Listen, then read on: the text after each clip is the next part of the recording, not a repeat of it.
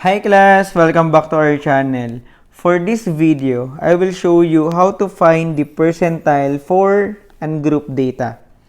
Pero bago yun guys, define muna natin ano bang ibig sabihin ng percentiles. Okay? So these are the 99 score points which divide a distribution into 100 equal parts so that each part represents the data set. Okay? So, it is used to characterize values according to the percentage below them. So, the percentiles determine the value for 1%, 2%, up to 99% of the data. Okay? So, percentiles are denoted by P. Then, may number tayo ng percentile from 1 up to 99. Okay? So, ano bang ibig sabihin ng P sub 1? So, ang meaning yan guys, so, meron daw tayong 1% ng ating data falls below P sub 1. Okay? Then, yung ating P sub 99 naman is meaning 99% ng ating data falls below P sub 99. Nakuha? So, ibig sabihin, kung ano yung number ng ating percentile, yun yung percentage ng data na mas mababa sa kanila. Nakuha, guys? So, si percentile is may common sa ating quartiles and deciles. Okay? Yung P sub 25 natin is same lang, guys, ng ating first quartile since parehas silang may 25% ng data na mas mababa sa kanila. Nakuha? Then, yung ating P sub 50 and Q sub 2, yung ating second quartile, is same lang guys sa ating median. Okay? So, that means na 50% ng data falls below these values. Okay? Then, yung third quartile natin is same lang ng ating P sub 75. Then, for deciles naman guys, yung D sub 1 natin is same lang ng ating P sub 10 since 10% ng data falls below these values. Okay? So, pareha silang ng percentage. Then, yung ating P sub 90 at saka yung ating D sub 9 is same lang din. So, pareha silang may 90% ng data falls below these values. Nakuha? So, ngayon guys, to locate the percentile, yung position ng ating percentile is equals to K over 100 times N plus 1. So, as you can see guys, almost the same lang siya nung formula ng ating quartile and decile. Ang pinagkaiba lang is yung ating denominator.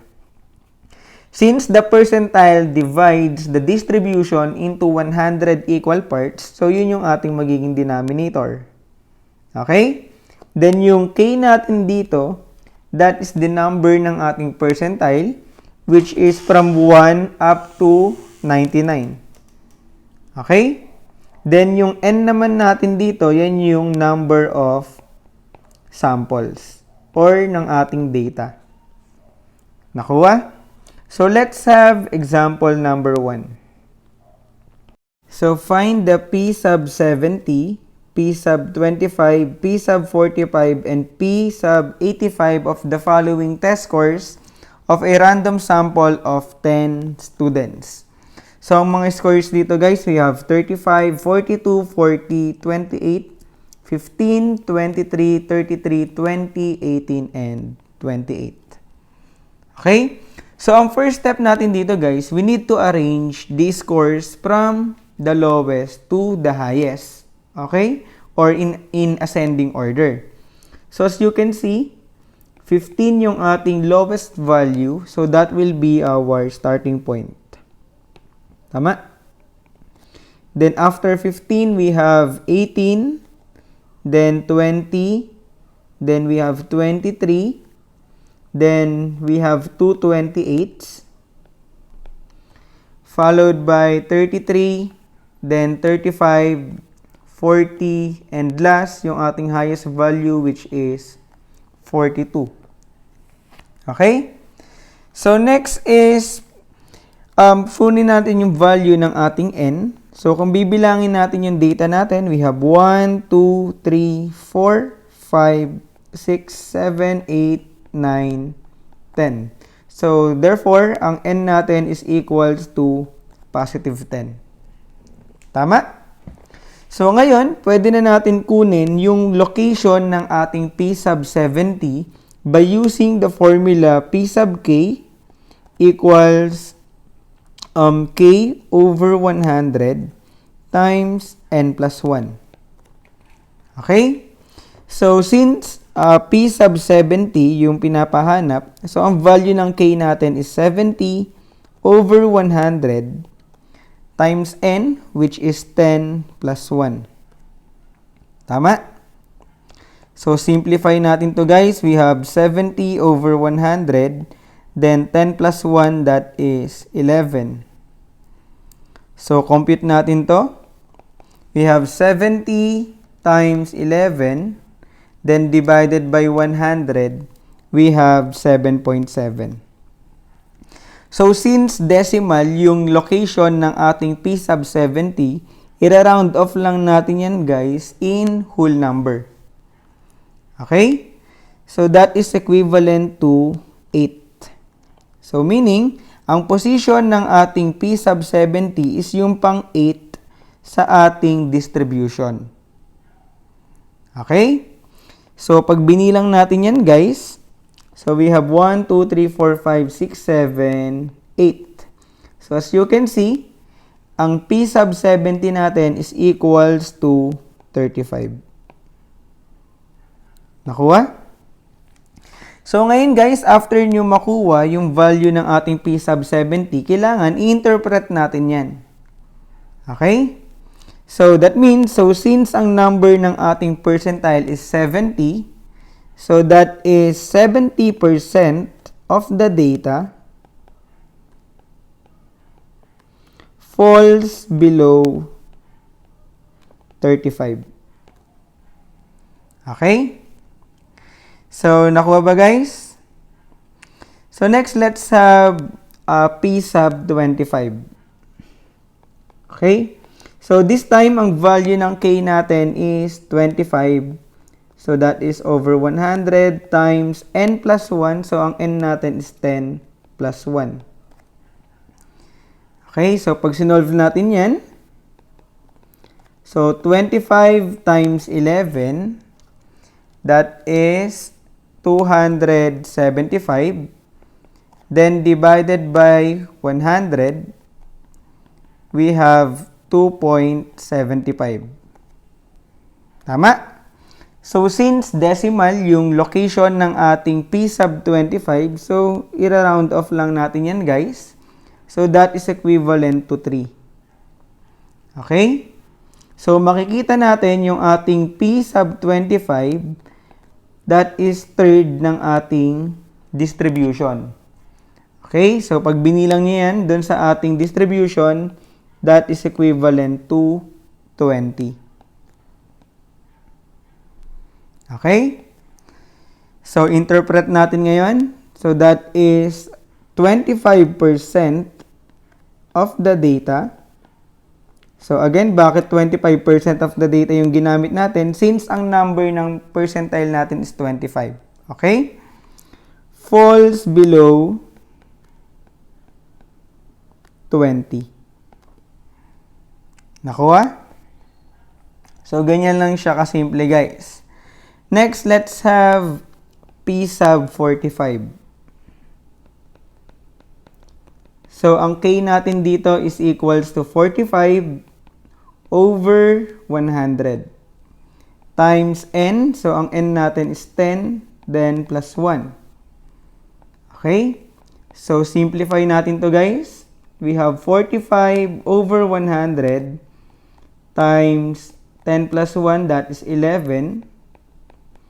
So, pag minultiply natin to, we have 45 times 11, that is 495. Then, divided by 100. So, ang position ng ating percentile or P sub 45 is 4.95. Okay? So, kailangan nating i-round off yan, guys. So, that is equals to positive 5. Nakuha? So, therefore, ang location ng ating P sub 45 is pang fifth sa ating distribution. Then, it corresponds to 28. Tama? So, ang P sub 45 natin is equals to 28. So, interpret natin ngayon. So, that means we have 45% of the data falls below 28. Nakuha? So, last, we have P sub 85. Okay? So, applying the same formula. This time, ang K natin is equals to 85. So, that is 85 over 100 times N plus 1. So, ang N natin is 10, then plus 1. Okay? So, simplify natin to guys. We have 85 over 100 times 10 plus 1. So, that is 11. Tama? So, 85 times 11, that is 935 over 100. So, pag dinivide natin yan, guys, that is equivalent to 9.35. Okay? So, since ang position ng ating P sub 85 is decimal, so kailangan natin yan, guys, i-round off. So, that is equivalent to 9. Okay? So, therefore, ang P sub 85 natin is makikita 9th doon sa ating distribution. And that is equals to 40. Tama? So, ang P sub 85 natin is equals to 40. So, interpret natin. So, we have 85% of the data falls below 40. Nakuha, guys? So, this is the end of our video. I hope naintindihan nyo, guys, kung paano kunin yung ating percentile and kung paano siya i-interpret. Okay? So, if you have questions or clarifications, kindly put them in the comment section below. So, thank you guys for watching. This is Prof. D. I'll catch you on the flip side. Bye!